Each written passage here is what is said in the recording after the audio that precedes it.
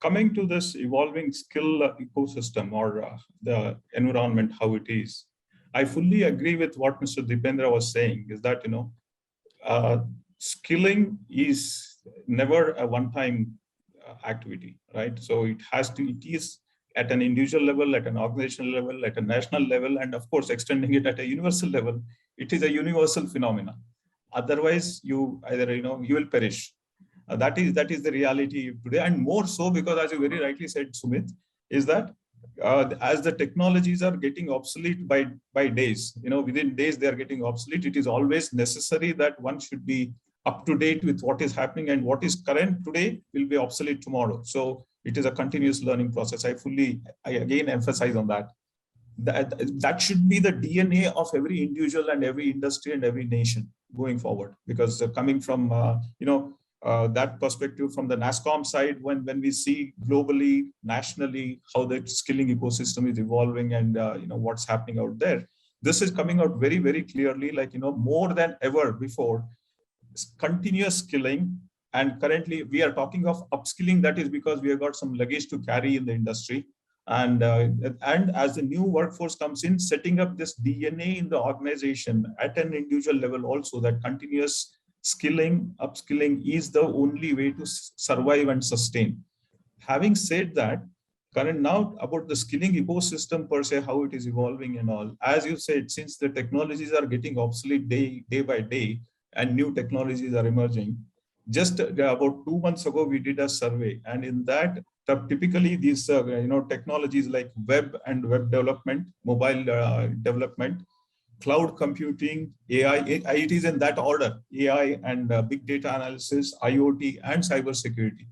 In all these technologies put together, currently we have a gap of 650,000 places to be filled in. We are not able to fill them.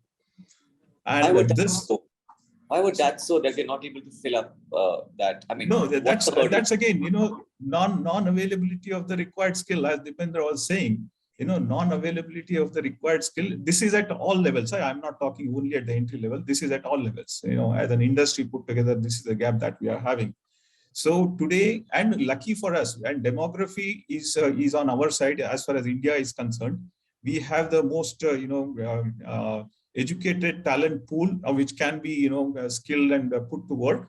But one good thing is that across the world, our shortage, which is about 21% based on the supply percentage of supply, what we are having, we are only at 21%. It's not that we have to pat on our back for being only 20%, but nevertheless, we are the gap what we are having is the smallest compared to other countries in the world. Even China has got a much bigger gap to catch up to. Having said that, this gap is going to increase by 3 times in the next till 2026. Okay, that's huge. That's huge. Almost, it's going to be close to 1.75 million. So this, how we are going to bridge this gap is what? This is the kind of ecosystem that is evolving. And for that purpose, unfortunately, our academic system currently is definitely not able to match up to this requirement. And that's what I think Mr. Dipendra was also alluring to, the fact that, even the freshers have to be, brought to a certain level of skills, and then they can be inducted into value creation processes, right? So that takes some time. How much we can reduce this time from students coming out of the college and skilling them and getting on to the real value creation process, that is the key for future success and sustainability. And that is the ecosystem that is evolving. And that is where, all these companies like Coursera's, Udemy's, and, Udix and Edcast and so on and so forth, they're all really doing flourishing business. I would say they are doing, though they are earning money for what they are doing, but I would say they are doing a service also to the humanity, I would say. And on that front, I would say that, this is the skilling. If I can compare that with some food industry, skilling today has become like a fast food.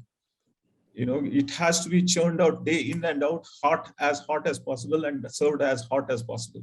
So for that purpose, there are various ways and means that can be adopted. Of course, academia has to focus probably on the course developing and teaching the core skills, and then applications could be, later developed on them, and on top of that, and the skill, thus the freshers can develop further applications and usability and so on and so forth. So, but all these things put together for future, you asked me the question as to how we can tackle this for the future, for sustainability and all. That is where, we do have this, what is called from NASSCOM side, is that we have gotten this initiative called Future Skill Prime, which is a aggregator of aggregators kind of stuff. To put it in simple terms, is that there, if you log in, you will see all these new age emerging technologies, 10 technologies, and the soft skills available there. Of course, there are some courses which are charged. Many of them are free.